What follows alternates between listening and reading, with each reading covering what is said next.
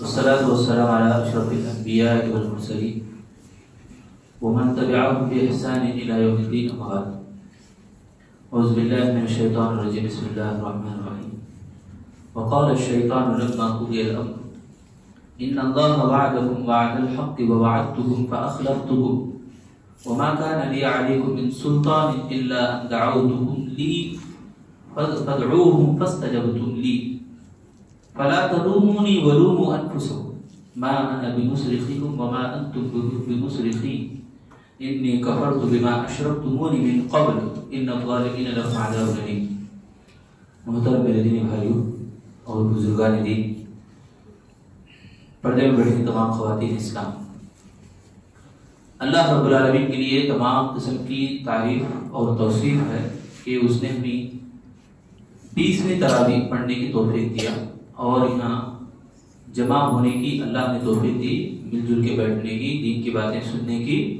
اللہ سے میں دعا کروں گا اللہ تعالیٰ ہم سبھی حضرات و خواتین کو جنت میں داخل ہونے کی بھی توفیق عطا فرمائے. آمین. میرے دینی بھائیوں، آج ہم لوگ حشر کے میدان کے تعلق سے وہ باتیں سنیں گے جو کل ہمیں سنے تھے شفاعت کے بارے میں.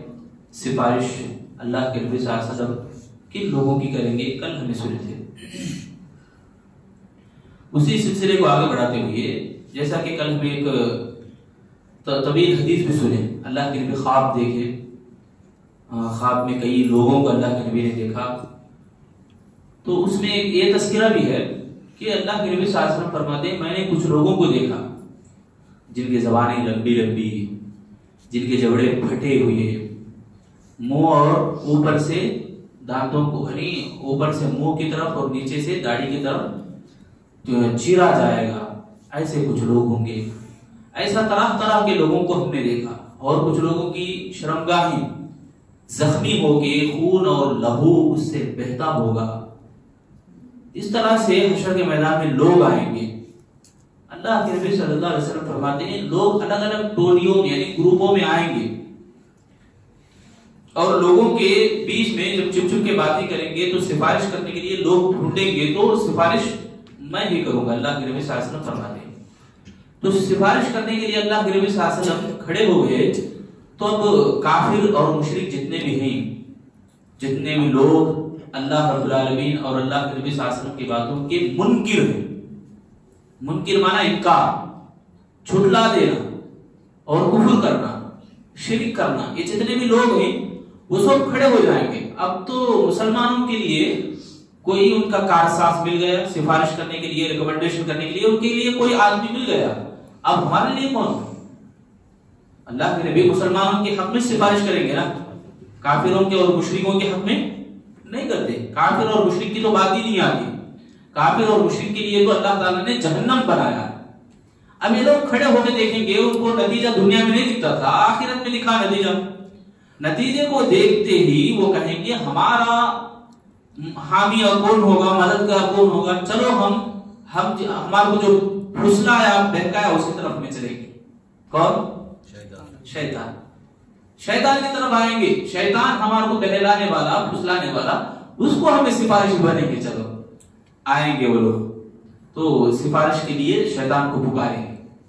وہ آیت سورہ رعد میں اللہ تعالیٰ، سورہ ابراہیم میں اللہ تعالیٰ بیان کیا، آیت نمبر 22 سے ہے، پوری طویل آیت. وقال الشیطان لما قضی الامر، ایک بات یہ آتی ہے کہ لوگ جنت میں چلے جائیں گے، جنتی، اور اللہ تعالیٰ فیصلہ کر دے گا کہ کون کون جہنم میں جانے والے ہیں. یہ فیصلہ ہونے کے بعد کافر اور مشرک شیطان کے پاس آتے ہیں. ایک اور روایت یہ کہ ابو ہریرہ رضی اللہ عنہ کی حدیث آتی ہے کہ اللہ کے نبی کو جیسے ہی مسلمانوں کی سفارشی جب مل جاتا، اللہ تعالیٰ فیصلہ کر دیتا، اس وقت یہ بات آتی. اسی طرح ایک اور بھی بات آتی ہے کہ اللہ تعالیٰ تمام لوگوں کو نام اعمال دے دیتا ہے. نام اعمال کہاں رہتی؟ اللہ رب العالمین 3 مرتبہ لوگوں کو اپنے سامنے بلائے گا. 3 مرتبہ لوگوں کی پیشی ہوگی. پیشی بولے تو حساب و کتاب لینے کے لیے اللہ تعالیٰ کے سامنے کھڑا ہونا ہے. 2 مرتبہ جھگڑیں گے، لڑیں گے. تیسری مرتبہ نام اعمال ان کے ہاتھوں میں آ کے پڑ جائے گا. ہر ایک آدمی کے حصے میں جو اس کا نام اعمال ہے وہ آگے رہ جائے گا. یہ لاسٹ مرتبہ، تیسری مرتبہ. ایک حدیث آتی ہے اللہ کے نبی صلی اللہ علیہ وسلم کی زوجہ محترمہ ام المؤمنین حضرت عائشہ صدیقہ رضی اللہ عنہا ایک مرتبہ زاروں کے دار روتی بیٹھی. اللہ کے نبی صلی اللہ علیہ وسلم آئے, پوچھا عائشہ کیوں رو رہے ہیں؟ تو عائشہ رضی اللہ عنہا نے جواب دیا کہ مجھے جہنم نے رلا دیا, جہنم کی یاد نے مجھے رلا دیا. جہنم کو یاد کر کے رونا یہ بھی بہت بڑی توفیق ہوتی ہے اللہ کی طرف سے. حضرت عائشہ رضی اللہ عنہا رو رہے ہیں, زاروں کے دار رو رہے ہیں. اللہ کے نبی صلی اللہ علیہ وسلم سے حضرت عائشہ رضی اللہ عنہ پوچھتی, دیکھو منظر کس طرح ہوگا, آپ اندازہ کریں, امیجن کریں کس طرح سے وہ میاں بیوی کے بیچ میں محبت کی باتیں ہوتی ہیں, اور سب سے بڑی اور عظیم محبت کی دلیل اور نشانی ہوتی ہے تو یہ کہ اللہ کے نبی صلی اللہ علیہ وسلم آپ قیامت کے دن مجھے یاد کرتے نہیں یاد کرتے, آپ مجھے قیامت کے دن یاد کرتے نہیں یاد کرتے, آپ اپنے خاندان والوں کو یاد کریں گے نہیں یاد کریں گے. سبحان اللہ. اللہ کے نبی صلی اللہ علیہ وسلم فرماتے ہیں کہ عائشہ 3 ایسے مواقع ہوں گے جس میں نے کوئی بھی کسی کو بھی یاد نہیں کرتا, کوئی بھی کسی کو بھی یاد نہیں کرتا. اس ٹائم پہ آدمی کو کچھ بھی یاد نہیں رہتا, بس اس کا عمل اس کا ساتھ رہے گا, اس کا نتیجہ اس کے سامنے دکھایا جائے گا. یعنی 3 مرتبہ اللہ کے سامنے جو پیشی ہوتی, مطلب حساب و کتاب کے لیے اللہ کے سامنے روبرو کھڑا ہونا ہے, یہ تینوں اوقات میں. تیسری مرتبہ جو آخری مرتبہ ہے وہ پل صراط ہے. پل صراط کے وقت, پل صراط پہ جب جاتا رہے گا آدمی تو کوئی بھی کسی کو یاد نہیں کرتا, کوئی بھی کسی کے بارے میں سوچتا نہیں. یہ اللہ کے نبی صلی اللہ علیہ وسلم حضرت عائشہ صدیقہ کو بیان کرتے, بولتے ہیں. ہاں مجھے اور آپ کو میں دوبارہ بتا رہا ہوں کہ غور کرنے کی بات یہ ہے, سب سے بڑی محبت اور سچی دوستی, سچی رشتہ داری جو جوڑ ہوتا ہے, سب سے بہترین کوئی ہے تو یہ حضرت عائشہ صدیقہ کا یہ بول, ان کی یہ باتیں کہ آپ قیامت کے دن مجھے یاد کرتے نہیں یاد کرتے. میرے بھائیوں ہمیں بھی اپنے آپ کو غور کرنا ہے. میاں بیوی ہیں یا دوست ہیں یا اڑوس پڑوس ہیں, یہ سب بھی یہاں جو ہم دنیا میں دیکھ رہے ہیں, جی رہے ہیں, ہمیں سب کچھ جو دکھتا ہے اسی کے اوپر بھروسہ کرنے کے بیٹھے ہیں, اسی کے اوپر سب کچھ بھروسہ کرنے کے بیٹھے ہیں. گناہ کا موقع مل رہا ہے, یہ لذت اب نہیں ملی تو کبھی بھی نہیں ملتی, بلکہ گناہ ہمیں گر جا رہا ہے, گناہ کرنے پر آمادہ ہو جا رہا. اسے 1000 بولو لاکھ بولو سمجھ میں نہیں آتی بات. کیوں بولو؟ اسے ایمان ہی نہیں آخرت کے اوپر. 8ویں پارے کی پہلی آیت ہمیں سنیں, ولولا اننا, یعنی اگر ایسا ہوتا مردے اٹھ کر بات کرنے لگتے اور فرشتے آ کر بات کرنے لگتے اور انجام کیا ہونے والا ہے مرنے کے بعد وہ بھی بتانے لگتے تو کوئی بھی یہ جاہل لوگ ایمان نہیں لاتے, یہ غافل اور غفلت میں پڑے ہوئے ہیں. بہرحال یہ جو بات ہے ہمیں بار بار غور کرنے کی ضرورت ہے, سخت ضرورت ہے. تو اللہ کے نبی صلی اللہ علیہ وسلم فرماتے ہیں کہ 3 مواقع ایسے ہوں گے جو تیسری مرتبہ پل صراط ہوگا. پل صراط سے پہلے آدمی کے ہاتھ میں نام اعمال پڑ جائیں گے, اور نام اعمال لینے والے جو لیتے ہیں ان لوگوں کی یعنی خوشی جو سیدھے ہاتھ میں لیتے ہیں ان لوگوں کی خوشی تو سبحان اللہ, اور جو ہے وہ لوگ جو بائیں ہاتھ میں نام اعمال لیتے ہیں پچھتائیں گے. اور جو بائیں ہاتھ میں نام اعمال لینے والے, یہ تیسری روایت ہے کہ بائیں ہاتھ میں نام اعمال لیں گے بلکہ جیسے ان کو معلوم ہوگا تو سفارش کے لیے شیطان کو کھڑا کریں گے, شیطان کے پاس آئیں گے, کہیں گے تو ہم کو بہکایا, پھسلایا, ہم اللہ اور اس کے رسول کی باتیں سننے سے تو روکا, لوگوں کے بیچ میں نئی نئی چیزیں, بڑی رات بڑا دن, یہ بھی شیطان کا بہکاوا ہے. میلاد النبی اور عاشورہ یعنی محرم کا جو 10ویں تاریخ ہے, محرم کے دن کو عید منانا, یہ ساری چیزیں دیکھو آپ عبادت کے نام پر شیطان دھبا لگاتا ہے. اور آگے شیطان یہی باتیں بول رہا, وقال الشیطان لما قضی الامر ان اللہ وعدکم وعد الحق. جب لوگ آگے شکایت کریں گے کہ ہمارے سفارش کر رہا, ہمارے لیے سفارشی بن گیا, تو شیطان کہے گا میں تمہارے سے جو وعدے کرتا رہا وہ سب میں مخالف تھا اس کے, اور جو اللہ وعدہ کرتا تھا وہ اللہ سچا تھا اپنے وعدے میں. یعیدکم ویمننی, یعنی میں تمہارا بہکاتا تھا, پھسلاتا تھا تم لوگوں کو. تو شیطان کی جتنی بھی باتیں ہیں سب کے سب دھوکے کے ساتھ رہیں گے, دھوکے سے خالی کوئی وعدہ نہیں رہتا. اس کے بعد آگے شیطان کہے گا کہ دیکھو میں تمہارے کو صرف بلایا, تم اس کے اوپر لبیک کہتے ہوئے آ گئے, اور تم لوگ اس سے پہلے اللہ تعالیٰ کے ساتھ مجھے شریک کرتے تھے. کیا بول رہا شیطان؟ اللہ تعالیٰ کے ساتھ تم مجھے شریک کرتے تھے. یعنی دنیا کے اندر شیطان کی باتوں کو سن کر, اس کو مان کر, اس کے اوپر عمل کرتے ہیں گویا اللہ رب العالمین کی عبادت جو ہے اس کو ٹھکرانے کے مترادف ہے.